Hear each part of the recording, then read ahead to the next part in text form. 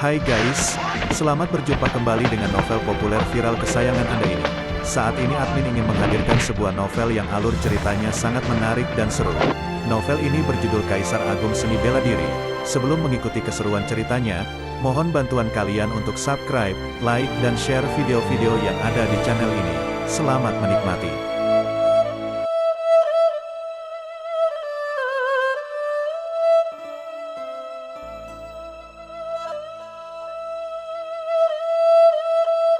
Kaisar Agung Seni Bela Diri, Bab 211, Membunuh Van Tite. Dengan adanya perlindungan tungku cahaya ungu, sosok Van Tite terus bergerak mundur hingga sejauh 200 meter.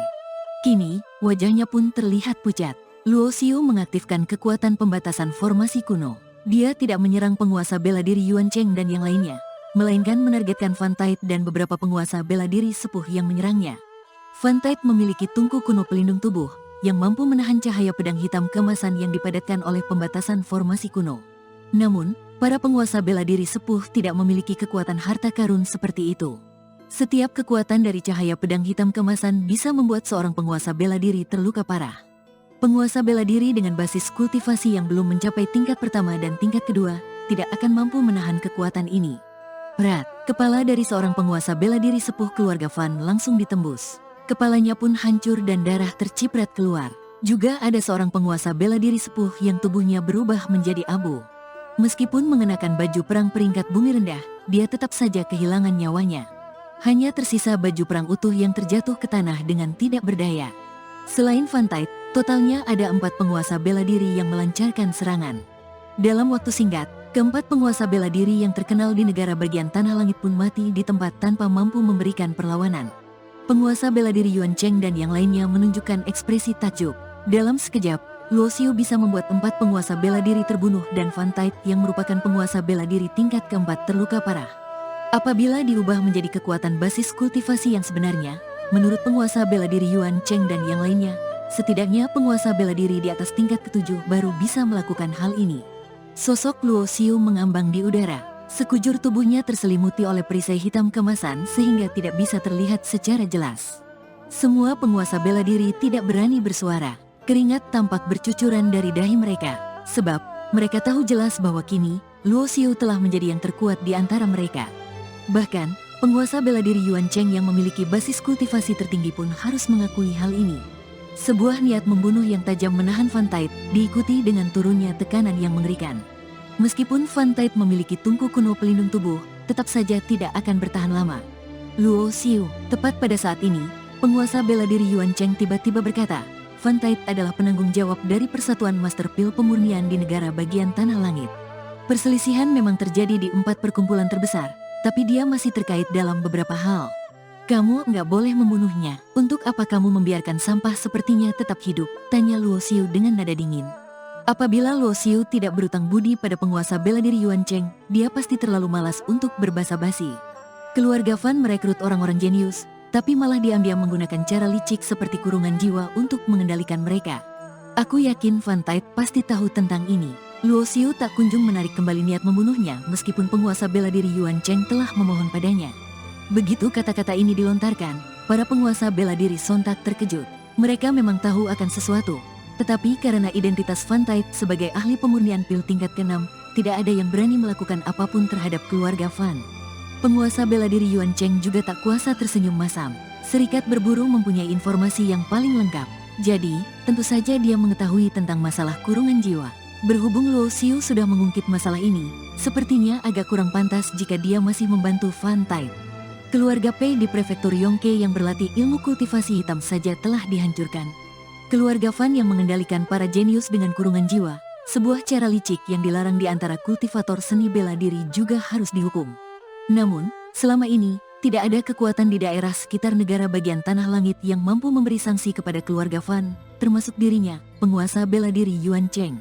Bang, kekuatan pembatasan formasi kuno meledak dan membentuk sebuah badai energi berwarna hitam kemasan yang menyelimuti tubuh Van Tite. Bajingan, Van Tite meraung marah. Dengan dilindungi oleh tungku cahaya ungu, dia pun berteriak, aku adalah kepala persatuan Master Pil pemurnian. Luo Xiu, kamu berani membunuhku? Kenapa enggak berani? Luo Xiu mencibir. Badai energi berwarna hitam keemasan terus menekan dan membuat Fan Tide makin sulit memberi perlawanan. Fan Tide langsung mengumpat, tetapi dia sama sekali tidak bisa membebaskan diri dari badai energi. Dia hanya bisa menggunakan tungku untuk melindungi tubuhnya dan mencoba bertahan. Dia tahu jelas bahwa Luo Xiu telah memiliki niat membunuh terhadapnya. Bahkan, jika dia menurunkan harga diri untuk memohon belas kasihan, tetap saja tidak akan dibiarkan hidup. Ekspresi Fan Tide sontak terlihat ganas ketika menyadari vital sejatinya terkuras banyak dan hampir tidak bisa lagi menahan tekanan dari badai energi. Walaupun mati, aku juga enggak akan membiarkanmu hidup tenang. Pada saat ini, Fan Tide memadatkan basis kultivasinya di lautan energi bidang eliksir. Pil esensi di dalam bidang eliksir berguncang hebat dan bersinar terang. Merasakan perubahan aura Fan Tide, raut wajah para penguasa bela diri pun berubah dan mereka segera mundur. Terdengar suara ledakan. Dalam sekejap, pil esensi seorang penguasa bela diri tingkat keempat pun meledak dengan sendirinya. Energi mengerikan menyapu ke sekitarnya dan menghancurkan segala sesuatu yang ada. Ruang tersebut retak dan membentuk jejak berwarna hitam bagaikan jaring laba-laba yang rusak. Peledakan pil esensi oleh Fan Tide yang merupakan penguasa bela diri tingkat keempat, mampu membuat penguasa bela diri tingkat kelima terluka parah. Namun, di bawah tekanan dari kekuatan pembatasan formasi kuno, dampak peledakannya hanya seluas 100 meter dan tidak akan tersebar lebih luas lagi. Para penguasa bela diri yang telah mundur ratusan meter jauhnya sontak tercengang. Situasi pasti akan berubah. Fan Tide adalah pilar dari keluarga Fan, juga merupakan kepala dari Persatuan Master Pil Pemurnian. Keruntuhannya pasti akan menimbulkan badai yang menyapu ke seluruh negara bagian tanah langit. Bukan hanya Fan Tide, tetapi juga ada beberapa penguasa bela diri sepuh keluarga Fan yang direnggut nyawanya. Bisa dibayangkan bahwa selanjutnya pasti akan terjadi kekacauan di negara bagian tanah langit. Beberapa sekte dan keluarga lain yang awalnya ditekan oleh keluarga Fan dan tidak bisa berkembang, kini bisa mengambil kesempatan untuk memperluas kekuasaan mereka. Misalnya, 3 kekuatan besar seperti Istana Ungu, Sekte Matahari Hitam, dan Sekte Sungai Panjang. Mereka biasanya tidak bisa terlibat dalam pendistribusian sumber daya di negara bagian tanah langit karena adanya Fan Tide, tetapi kini sudah bisa. Semua ini hanya bisa terjadi jika mampu mengalahkan Luo Xiu. Tidak ada yang menyangka bahwa situasi akan menjadi seperti ini. Pemuda yang awalnya tidak layak diungkit di hadapan para penguasa bela diri, kini bisa-bisanya memiliki kekuatan menakutkan yang melampaui semua orang yang ada di sini. Whoosh, satu sosok tampak melarikan diri dengan cepat. Ketika para penguasa bela diri menggunakan indera spiritual mereka untuk melihatnya, ternyata sosok yang melarikan diri barusan adalah pemimpin Istana Ungu. Semua penguasa bela diri yang hadir tidak dikejutkan dengan kaburnya sang pemimpin Istana Ungu. Sebab, kekuatan pemimpin Istana Ungu pada dasarnya sebanding dengan Fan Tide. Selain itu, tampaknya hubungan antara Luo Xiu dan Yan Yuyu dari penguasa bela diri Phoenix juga sangat tidak biasa. Pemimpin Istana Ungu pasti akan mati jika tidak kabur. Luo Xiu tidak terburu-buru untuk mengejarnya. Dia hanya melirik punggung sang pemimpin Istana Ungu dan mencibir. Para penguasa bela diri yang awalnya pergi ke tempat lain untuk mencari harta karun juga telah mendengar tentang ini. Mereka semua menunjukkan ekspresi tidak percaya setelah mendengar tentang apa yang telah terjadi. Pada saat yang sama, para penguasa bela diri juga tidak bisa merasa tenang. Mereka sudah bersusah payah untuk mencapai titik ini. Mungkinkah mereka hanya bisa hidup di bawah kendali Luo Xiu selamanya? Bahkan, penguasa bela diri Yuan Cheng juga menunjukkan ekspresi muram. Basis kultivasinya sudah lama bertahan di tingkat puncak dari penguasa bela diri tingkat keempat. Kini, dia membutuhkan harta karun untuk bisa menerobos ke penguasa bela diri tingkat kelima. Pemimpin Istana Ungu memang adalah seorang penguasa bela diri, tetapi dia tidak dapat menggunakan keterampilan gerakan terbang di udara di sini.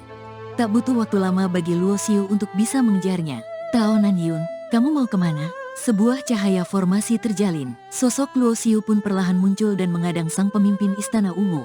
Mendengar Luo Xiu yang memanggil nama aslinya, wajah sang pemimpin Istana Ungu langsung terlihat serius. Sejak dia menjabat sebagai pemimpin Istana Ungu, sudah bertahun-tahun tidak ada yang berani menyebut namanya secara langsung. Luo Xiu, tetua Wan dari Istana Ungu juga dibunuh olehmu, kan? Tanya sang pemimpin Istana Ungu dengan nada dingin. Pembatasan formasi kuno yang membuat para penguasa bela diri tidak berdaya, sama sekali tidak berpengaruh terhadap Luo Xiu. Pemimpin Istana Ungu pun sontak menghubungkan kematian Wan Liancheng dengannya. Benar, si pembantai memang dibunuh olehku, termasuk kedua putramu itu juga, ujar Luo Xiu dengan tenang. Pada saat ini, sang pemimpin Istana Ungu langsung mengerti bahwa Tao Zuojun yang mati di alam rahasia misteri juga pasti dibunuh oleh Luo Xiu. Dia tahu bahwa alasan Luo Xiu berani memberitahu segalanya adalah karena Luo Xiu berencana untuk membunuhnya di sini. Vital sejati di sekitar tubuh pemimpin Istana Ungu pun mulai memadat. Dia berkata, "Apa kamu enggak takut dengan pangeran bela diri sepuh dari Istana Ungu? Jangankan di sekitar negara bagian tanah langit, bahkan di seluruh alam samudera bintang pun, seorang ahli pangeran bela diri biasanya akan disebut menggunakan julukan mereka.